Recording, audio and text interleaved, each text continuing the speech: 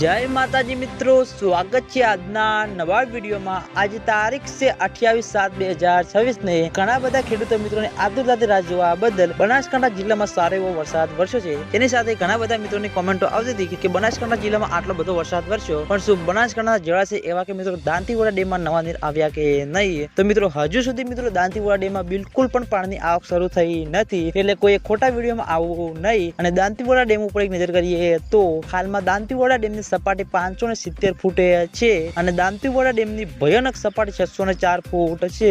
અત્યાર સુધીમાં દાંતીવાડા ડેમમાં પાણીનો સંગ્રહ 26.39% ભરાયેલો છે।